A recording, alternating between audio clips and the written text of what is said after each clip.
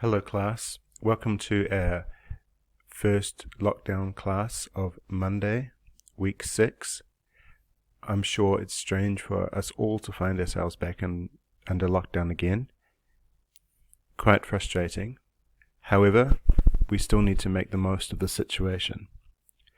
One point I want to raise with you before we get into looking at the work for today is that chapters 17, 18, 19 and 20 are the most important chapters of the entire novel. If you have been away, or if you haven't been doing much reading, I really would like you to read chapters 17, 18, 19 and 20 again, because those chapters are set in the courtroom. Those chapters are about the trial of Tom Robinson. So just to do some review, this is very important. Tom Robinson has been charged with rape. The victim is Mayella Ewell, and the father of the victim is Bob Ewell. Mr. Gilmore is the prosecutor. Now there are two really important points that Atticus Finch raises as the defense lawyer for Tom Robinson. The first point he has raised is that there was no medical evidence after the alleged incident. Therefore, it seems quite unlikely that Mayella was actually raped. You can imagine that this would have been a very horrific crime, and if it did occur, the first thing you would do is contact a doctor. So the fact that a doctor was never contacted implies that actually this event did not take place. The second key point is that actually Bob Ewell is left-handed, and Tom Robinson is unable to use his left hand because it was mutilated in an accident. Therefore, it seems very unlikely that Tom actually attacked Mayella. It seems much more likely that, unfortunately, Mayella was attacked by her own father, as the bruises are on the right side of her face. In court, we also heard another key point, which was Tom Robinson went into the property. He was invited onto Mayella's property to help bust up a chifforobe. And at this time, it appears that Mayella, who is very lonely, who has no friends, kissed Tom Robinson. Now, as she is a white woman, to have done this act of kissing a black man is unfortunately considered to be very unusual. Don't forget, this novel is set in the 1930s in Alabama. So during this time, it was not common for people from different races to fall in love or to do anything like kissing. Therefore, it seems that Mayella's father saw this kiss and was very angry, and therefore attacked his daughter and has claimed that Tom raped her. Today I want to look at two chapters, chapters 21 and chapters 22. So chapter 21, some key questions.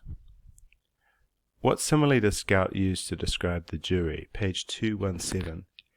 She says that the jury are like underwater swimmers. Okay, it's quite an unusual simile. Here we are. They're moving like underwater swimmers. Scout says as if this is as if she was dreaming. So don't forget, Scout is now 8 years old. She's watching the trial.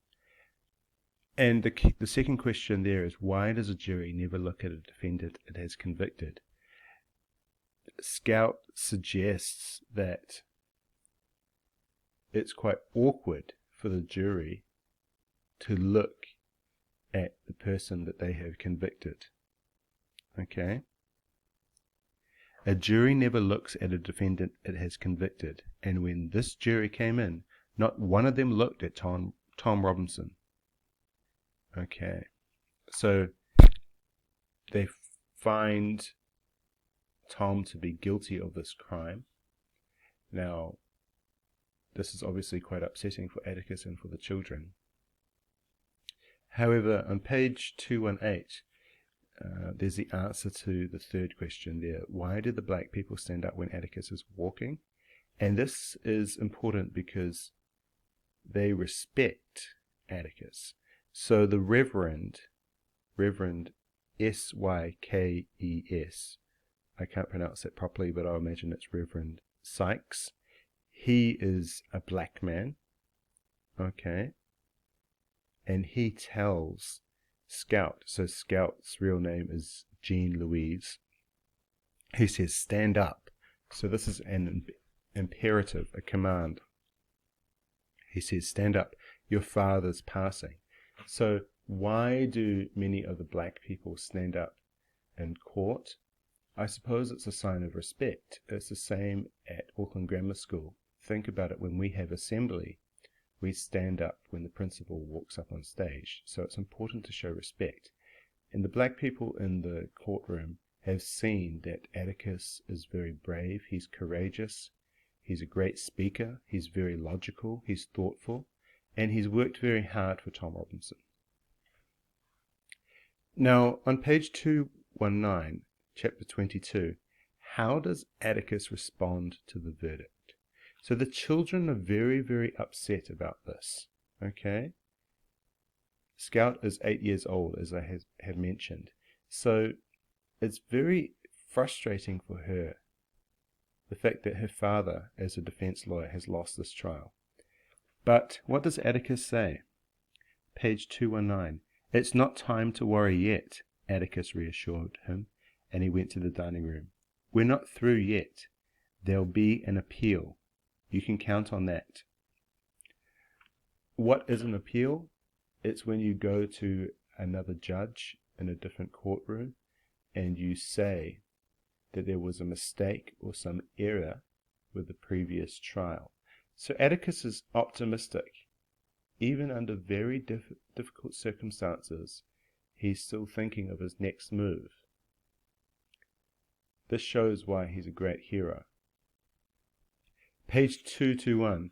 Now, Miss Maudie, sorry, I've spelled the name wrong. It should be Maudie, not Maude, so missing an I.